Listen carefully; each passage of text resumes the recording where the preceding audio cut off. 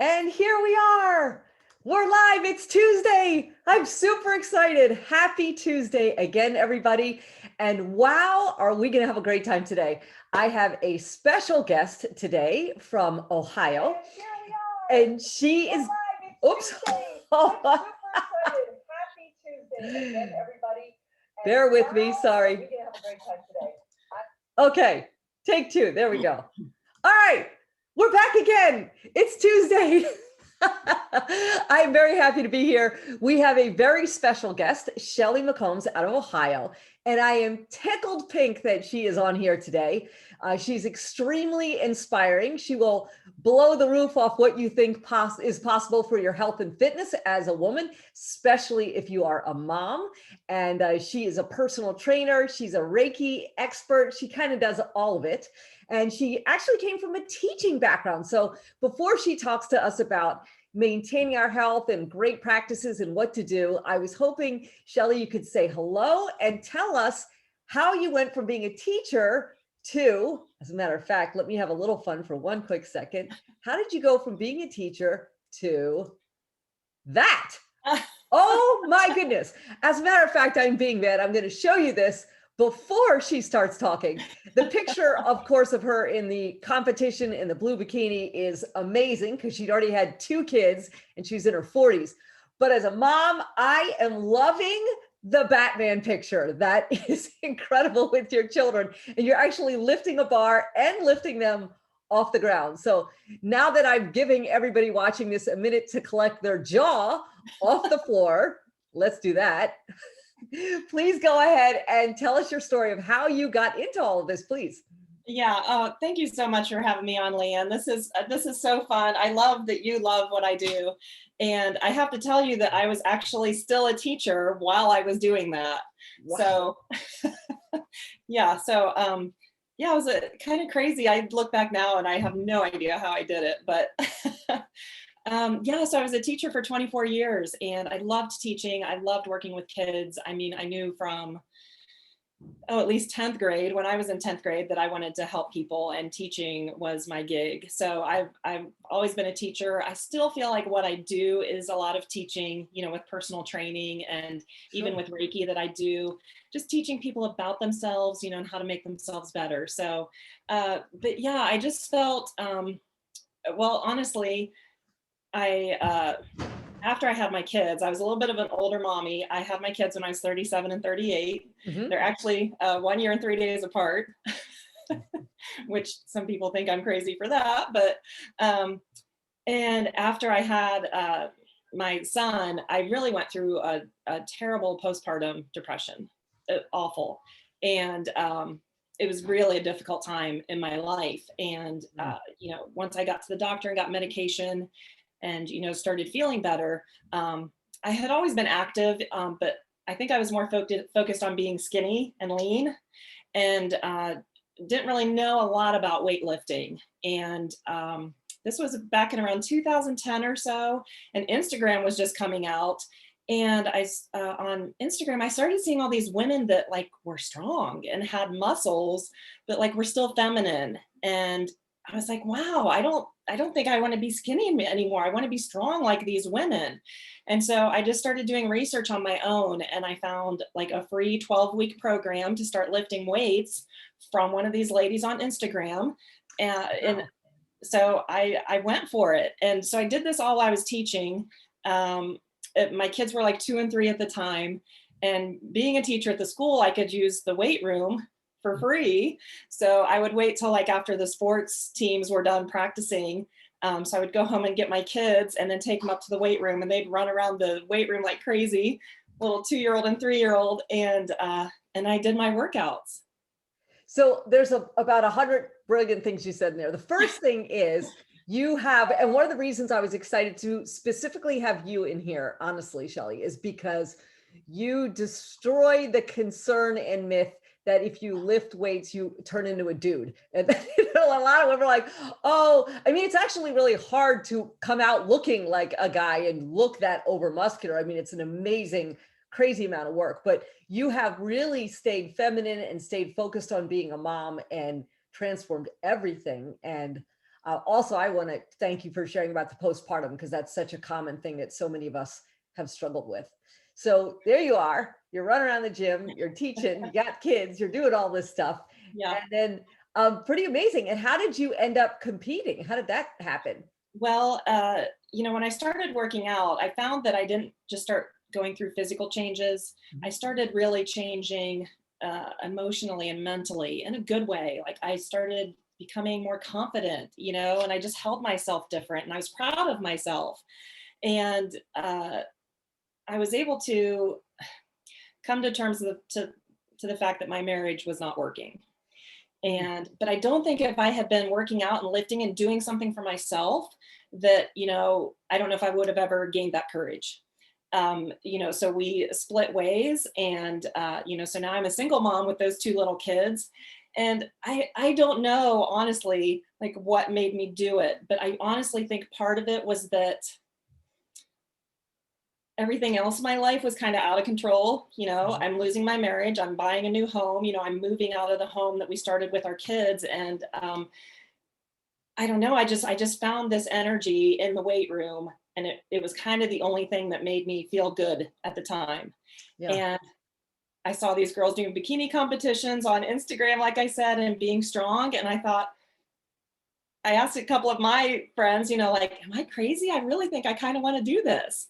And they're like, no, you're not crazy. Go for it. So it's so good to have friends that support you in what you're doing. Oh, and here's my little kitty. And you're in your 40s in those pictures, right? Yeah. So the picture and the blue bikini, I was 43. And then the one with the kids in the Batman, I was 42. Yeah. And the Batman shirts. Yeah, that's amazing. But yeah, so I don't know. I just went for it, and I just had a lot of support from friends, and it was really helpful. Yeah. And I loved also that you talked about, not being focused on being thin or being skinny, because there's so much benefit to being strong and healthy. And maybe you want to take a second and talk a little bit about, look, not everyone's going to do what you're going to do. Hardly anyone's going to do what you do. God bless you for doing it. But, for the rest of us who are not able to do that at this moment in time, there are so many benefits to strength training, even if you're not looking to compete or be able to lift your kids on a bar, and all that stuff. So maybe you could talk about the long-term health, especially for women with strength training. Yeah, absolutely. Well, whether you lift your kids on a barbell or not, I want to lift my kids. And still now they're 10 and 11, I want to lift my kids. I want to lift my grandkids someday. No day soon, but I want to lift my grandkids. And so strength training is so important, for bone density. Actually, the more muscle you have, and I'm not talking, again, you saw my pictures, I'm not talking like muscle mass. I'm just talking about lean muscle that you have in your body. Then you actually burn more calories. So having lean muscle allows people to lose maybe some of that unwanted fat that they want to get rid of. The other thing is, longevity. The number one reason that people end up in, like assisted facilities as they get older is for lack that they can't do their daily activities, like carrying groceries and getting dressed and getting off the potty. Those are things that, honestly, and it's sad to say, we've probably all seen someone, end up in a nursing facility, but it's because of some of those things. They can't dress themselves, and use the restroom by themselves. And, those are just daily activities. I have to lug laundry around, bring the groceries in. And that's just daily stuff, that we need to be able to do, for years and years to come. And, like you, I had my son late, so I need to be around a long time. Sure. I never lifted a weight until after I had my son either. And, it's crazy. So if somebody's on here, it doesn't matter what age somebody is. As a matter of fact, I was just speaking with my great aunt today, and she was in her 90s and she was still going to the gym, and she'd lift these like tiny little dumbbells. Oh my gosh. Yeah. I have a set of like little pink 2-pound dumbbells that were my grandma Nellie's. And, after she had a nurse come into her home, to lift these little 2-pound dumbbells and take her through some physical therapy. Yeah. So those are in my gym. It's just awesome when people do that. Now, also you talk a little bit, I know when I've spoken with you in the past, about not getting hung up on the scale. And maybe you can address that, because I think that's a thing that a lot of women get sucked into, is the number on the scale. Yeah, that's a huge thing. I know I sent you a picture, and so Yeah. Let do you me have see the if I can picture? pull that up while we're chatting. The side by side where I'm in the purple suit and oh yeah, there's that one too. Yeah. But there's the one with the purple suit and the blue suit Yeah. that I'm wearing. But you've heard the phrase probably that muscle weighs more than fat. And I mean, that's not exactly true. If you have 5 pounds of muscle versus 5 pounds of fat, Yeah. they both weigh 5 pounds, right? But we're talking about the amount of space it takes up. Mm-hmm. And so if you lose 5 pounds of fat, I mean, you saw that picture, it's pretty disgusting, but it makes an impact, right? So if you have 5 pounds of fat and you lose that and you replace it with 5 pounds of muscle, the scale didn't change, but you changed pretty drastically. You went from fluffy and squishy to a much smaller, compact 5 pounds of, strong muscle. So yeah, the scale, it should not be your determining factor. You can definitely take other body measurements, to know that your waist is getting smaller, those kind of things, because that's important for health as well. If you carry a lot of fat in your midsection, that potentially leads to health problems, because then it means you could be getting fat, on your organs, visceral fat. And, that's when we get health problems. You should be focusing on, how do you look for you? How do you feel that you look? How do you feel in your clothes? How much energy do you have? Those are the kind of measuring devices that I would prefer that women especially look at, instead of the number on the scale. And my goodness, if you do weigh yourself on the scale, stop doing it every day. I have to introduce you to one of the other people who's spoken here earlier.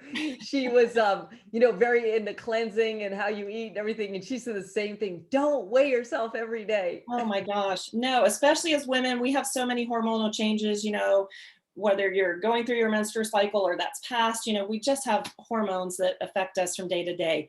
Even the amount of sleep that you get can affect how much you weigh. If you weigh yourself and then take a good nap and weigh yourself again, you're going to weigh less. Amazing. So it's just, it's really incredible how, other factors can affect your weight loss. Yeah. So don't weigh yourself every day. You started your whole program online, which I think is fascinating, because everybody feels traditionally like they're supposed to, go to a gym. And now you coach people online too, don't you? You train people online? Yeah. I really feel like you do have to have a little bit of knowledge. I played basketball back in the day in high school and college, and so we lifted weights, so I was at least familiar with a weight room. Yeah. But that was like 30 some years ago, and just things have progressed and changed so much. Just through what the knowledge that people have, the science behind everything. But so if you have a little bit of knowledge, I definitely think there's plenty of free stuff out there. There's free apps, there's free videos and DVDs that you can watch. But I definitely think if you have not had any experience, you probably need to go ahead and invest in yourself and hire a personal trainer and get that baseline knowledge. And you're, hey, free plug, you're available for online training too, aren't you? Yeah, absolutely. Yeah. And, but I do want to say, because I have a client, and I have clients from age, 18 to 70, Mm-hmm. and I can modify any exercise program, even 70-year-olds can do push-ups, we can just modify things. And I use a lot of bands. My gym is only like 400 square feet. It's in the garage of my home, but it is very private. I only train women in my home, but I can teach people how to do exercises with very little equipment, maybe some bands and some dumbbells, and you can really make some changes. And I know that you were very specific and intentional about having the gym where you train people in your home. And I think that's really neat. Maybe you'll share why you did that and the whole experience of women and going to the gym too. I think that would be great. Right, for sure. I just know as a female, and like I said, I did have a little bit of knowledge on how to lift weights, but it's intimidating. Yeah. There are some big, I don't know, people call meatheads, muscle heads. But there are some big guys in there, and maybe that's intimidating for people. And especially if you're not comfortable in your body right in the moment, it can be very intimidating. on top of maybe you have no idea what to do once you get there.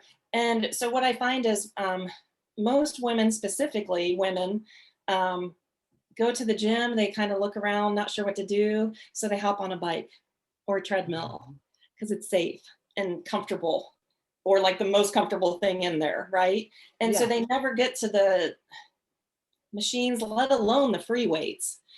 So it was just so important to me to have a space where women can come, any size, any shape, any age, any fitness level, and feel safe and feel confident and feel free to joke with one another. You know, I did have some ladies start with those little pink dumbbells, you know, and now they're lifting it's all good, 10 or 12 or 15-pound dumbbells. Yeah. And like but it makes you so proud to go from these little pink cuties that my grandma used to lift, you know, and now they're lifting 15 pounds. And, you know, I just have to say too, you know, you mentioned about lifting and women be afraid of becoming a man or turning into the look of a man.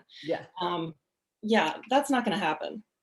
If you don't have male genes, that's not going to happen. So if you see women that are looking more like a man, you know, they're probably taking some supplemental things too, legal or illegal, but so please do not worry about turning into a man. Yeah. Well, I think also for, you know, the women that are moms or grandmoms that are watching this too, it's so awesome that you do stuff like that, because you're showing, you know, health and fitness as a priority to your children or grandchildren. You're showing them a lifestyle when you do that. And, you know, even if you start really late, it sends a message to kids, you know, where their whole life right now is face in front of device and, you know, not moving. And so to be doing things like that, I think is really important for yourself and as a parent or grandparent.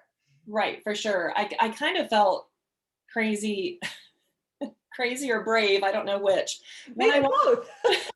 But when I walked away from teaching after 24 years to do this, I mean, that was another place to show my kids that it's not too late to follow your dreams, to pursue something that's in your heart and that you know is part of your purpose.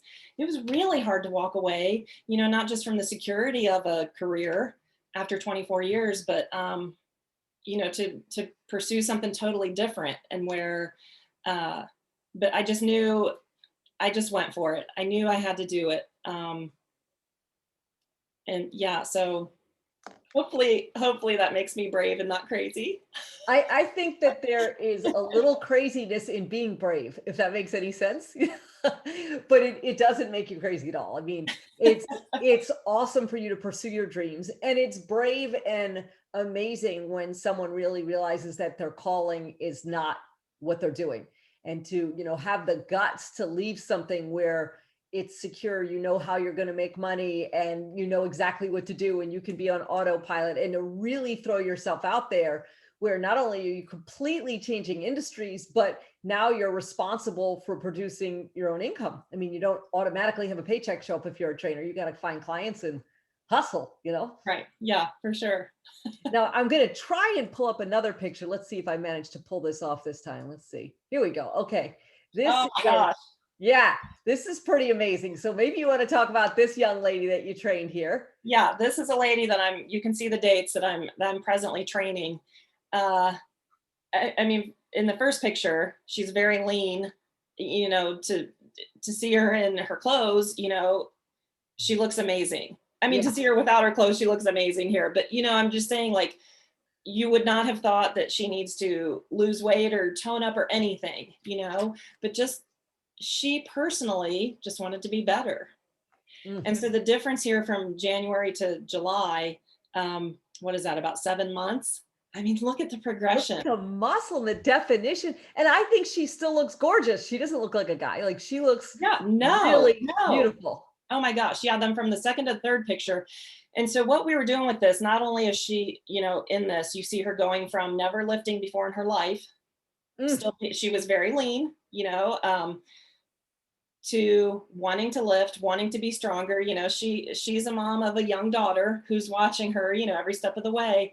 And I mean, she is just following every direction. But I will say this too, because we've been talking about a lot of lifting, and she is following the nutrition 110%. Okay, let's talk about that. Yeah, that's been a huge part of her journey because she actually did what we call a cut, Mhm. which is, and that's the bottom line. If you're looking to lose weight, especially lose fat, um, it is all about food in versus energy spent. Okay. You do need to be in a calorie deficit. What you don't need to do is starve yourself. Mhm. Honestly, if you starve yourself, you're doing your body more harm than good. Your body kind of shuts down. And then the next thing that you do eat, your body's going to hold on to as fat because you were starving it before. Gotcha. And so your body responds and says, you're not going to starve me again. So I'm going to hold all of this food you just fed me as fat. So people don't know that. They feel if they go in some extreme calorie deficit, that's a healthy way to lose weight.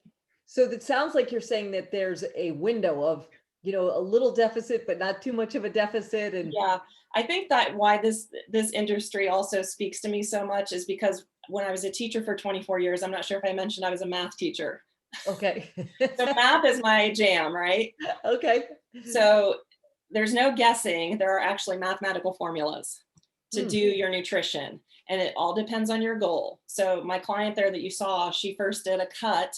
So she was in a slight calorie deficit. It wasn't drastic. You saw the picture. It took 7 months.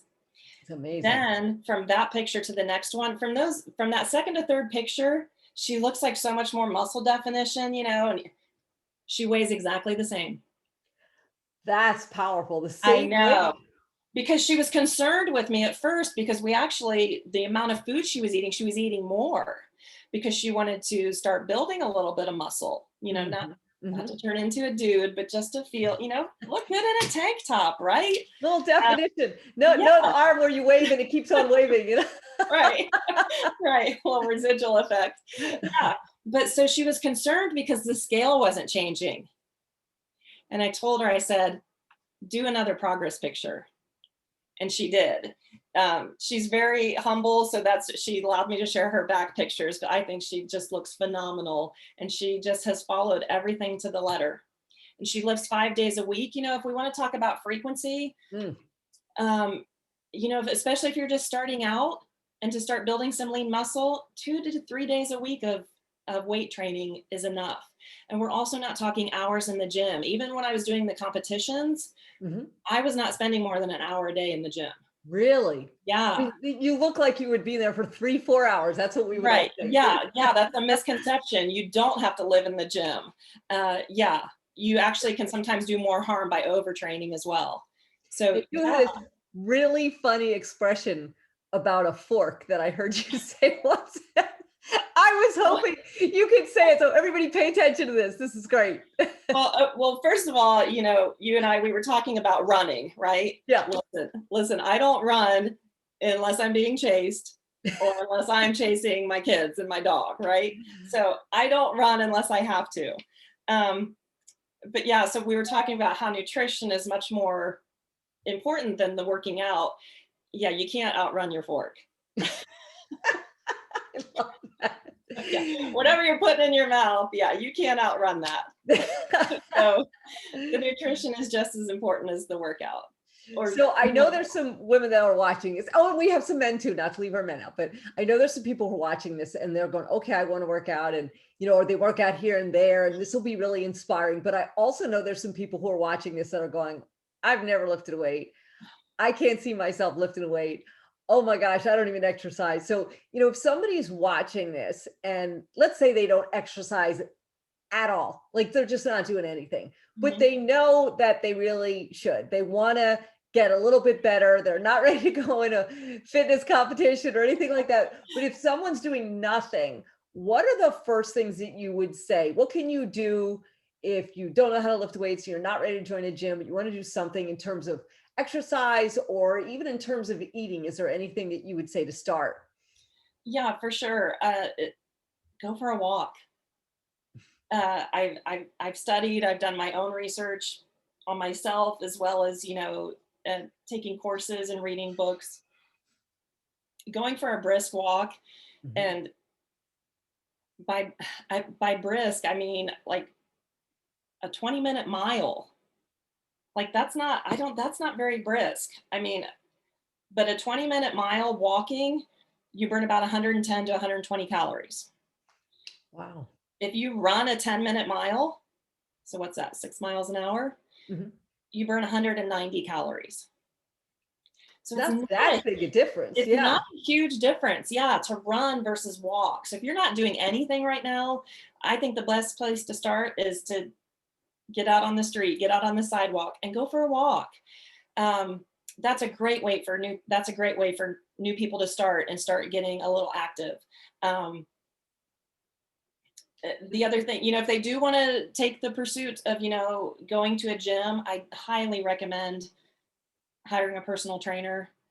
But there's also so much content that's free. There's free walking apps, there's free yoga apps. I mean, that's the thing too. I think strength training is very important. So I think you do need to be using some sort of resistance, whether it's dumbbells or resistance bands, that kind of thing. But I think the most important thing is have fun. Yeah. Whatever you do, go take a class, go take a line dancing class, go take a yoga class. In my town, I'm in Marion, Ohio. We've had this drumming class lately, and I'm seeing videos of it on Facebook, and the ladies are just jamming and having a blast. I think that is the most important thing. Have That's fun. awesome. Yeah, have fun. And if someone is going, okay, what's one thing I should or shouldn't do in terms of nutrition? Let's say it's all bad, like they're not eating well, they're not exercising. Like, okay, I'm going to pick one thing. I'll walk. Right. And then what's one nutrition thing you would suggest, either a do or a don't do? It doesn't matter. Okay. Well, okay. Can I have two? Absolutely. Knock yourself out. You can have three. I don't care. Go for it. Well, because my number one thing is stop dieting. Stop. And I don't want to name names of diets. You all know the names of the diets. Yeah. And you all have probably tried them all, and so have I. If you're on a diet where you have to cut entire food groups, stop it. That's not healthy. And it's not healthy, and it's certainly not going to work long term. Yeah. And when you do go back to eating normally, it's like I was saying, your body feels like it was denied. And so as soon as you start eating, normally, or your body holds on to extra fat. That's why so many people, when they lose weight and then they get off their diet and they usually gain back all their weight plus some. Yeah. Hey, that's your body, rebelling. So stop dieting and cutting entire food groups. So what's the one thing to do? Is there anything you'd say they should eat something or drink more water, or what are the other things that are happening? Yeah. And I made some notes. Cut sugar. You don't have to cut it completely. Reduce your sugar intake, whether that's candy and donuts and cakes and all that stuff. And it's not necessarily, sugar is highly addictive. Sugar is not the best thing for you. Yeah. But it's usually because in those cakes and candies and stuff, there's also other stuff like fats and margarine and all the stuff that makes it taste scrumptious, right? But it's just not good for you. So you can cut back on your sugar. Definitely increase your water intake. And if you're wondering how much water you need to drink, look, I got my guy right here. This is a half a gallon. Is there a rule? Kind of. So take your body weight and cut it in half. That's how many ounces of water you should get. Okay, you don't have to share your weight. So let's say you weigh 160 pounds, cut that in half. You need to be drinking 80 ounces of water. Oh, interesting. Okay. Yeah. You're definitely a math teacher. Yeah. So, and invest in one of these, I'm so sorry. Invest in one of these, or, and I'm not showing you the brand. I'm not plugging this water bottle. I'm just saying, get yourself a big water bottle so it's with you all the time and you have it handy and you have no excuses. The water is a huge thing to flush out toxins and keep your organs and your muscles hydrated. Super important. Okay, then I got one last question, if you don't mind. Okay. So, Sure. okay, we went from, the extreme of doing everything, and then we went to the extreme of doing nothing, but then we're going to have some people in the middle. So let's say someone's in the middle and they're like, I go for a walk every morning and, I eat pretty okay, but I haven't really done any strength stuff. and they're in their house. So they're not going to join a gym. Is there something that they can do around the house, whether on the floor or use a piece of furniture, or what are some simple little things that someone could do if they just want to start, dipping their toe into building a little strength in the privacy of their home, and they don't have you, unfortunately. Yeah, gotcha. Yeah, no, again, I definitely would look for free home workouts online. I would give you some names if I had some specific names, of workouts that I like. So maybe as a follow-up, I'll put some things in. Oh, that'd be great. In the comments here on Facebook, that I can give you guys. But I definitely think you should have a set of resistance bands, like that go around your legs. Here's the thing, ladies and gentlemen, but especially ladies listening, your glutes and your legs are the biggest muscle groups in your body. If you build lean muscle in your glutes and your legs, you are going to lose tummy fat. Wow. You don't need to do sit-ups. Doing 1,000,000 sit-ups only strengthens the muscles underneath. Okay, the squishy stuff is still on top. Covering those ripped abs in there, okay? So it doesn't matter how many sit-ups you do, you need to lose overall body fat to reveal those abs that are in there. And even if I know that's might be extreme, maybe you're not going after the 6-pack, but we do, I think, all want a smaller tummy. Yeah. So work those glutes, work those legs. Definitely, those are your biggest muscle groups. And then do some upper body stuff, do push-ups. And if you can't do, I don't want to say a real push-up, all push-ups are real, but if you can't do, like a formal, strict push-up, then lean against the wall and do push-ups. Oh, that's a good idea too. Okay, do an incline push-up on the edge of your couch so that you're inclined and not laying down flat. The more you lay down flat, like, parallel to the floor, it's hard. And especially women, we are not built like men.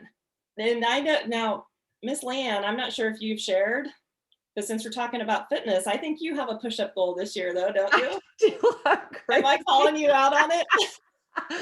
Yeah. So I take on some, look, let's just fess up here. Okay. So I'm in my 50s and I have a teenager. So I'm trying to, stay fit and do all that good stuff. And every year I take on some crazy goals. So this year, my goal is to be able to do 50 push-ups by the end of the year. I know I'm nuts.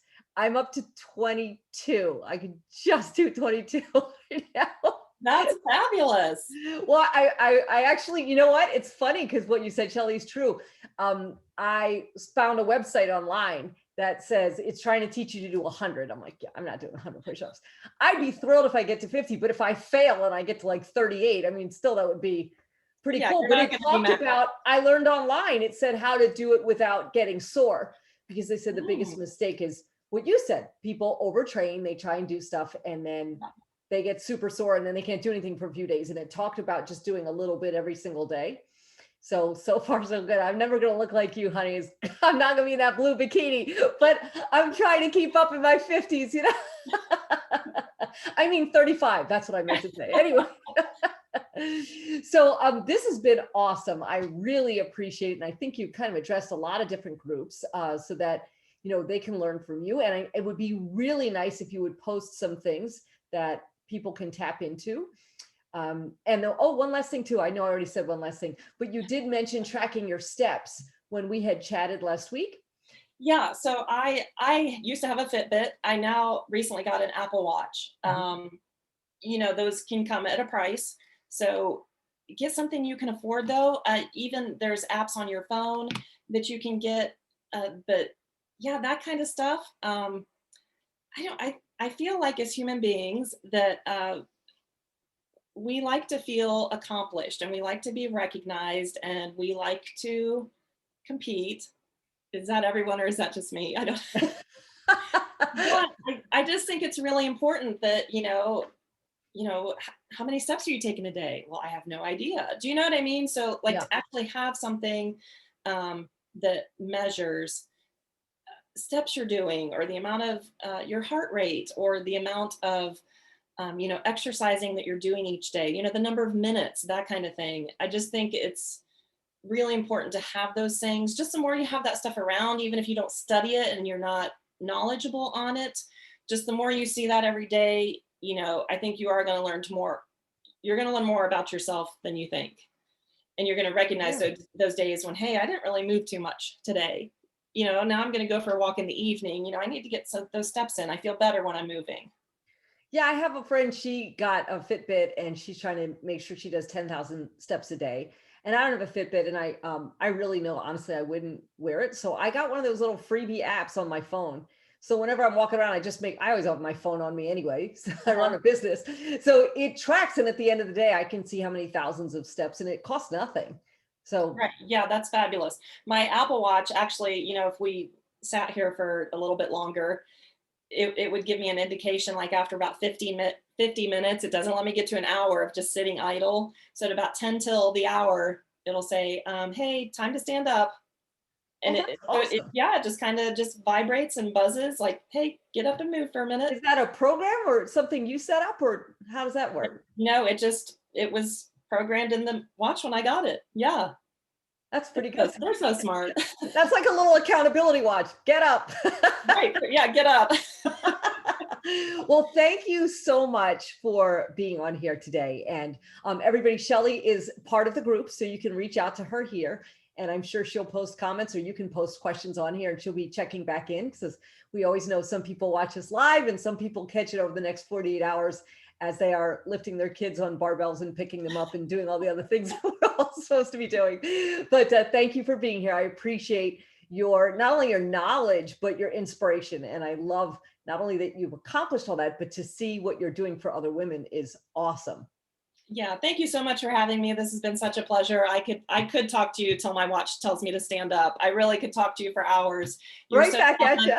And I'm so passionate, you know, about this. And yeah, just, you know, women, get out and get active, have fun. Don't be so hard on yourself, you know, and stay off the scale. Do things that you're having fun, and, you know, just make sure you feel good. Excellent. Well, thank you, Shelly. I'm sure everybody out there loved this. We love you. You're great.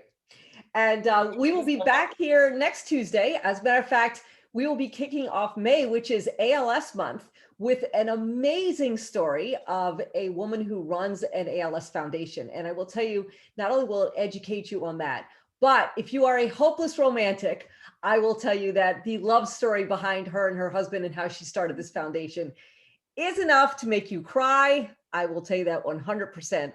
She's a really special lady. So we're going to do that next week to kick off May. So now we've got you all focused on your health, and we've got you focused on your nutrition. And next week, you'll learn a little bit about how we can help other people who are not as blessed as we are to have the choice to exercise and do the things that we do. So Shelly, thank you once again. And thank you. Stay tuned. We'll see you next Tuesday. And thank you all for tuning in. And don't be shy about asking Shelly your questions. She's a sweetheart and she'll be happy to answer. So take care and have a great day, everybody.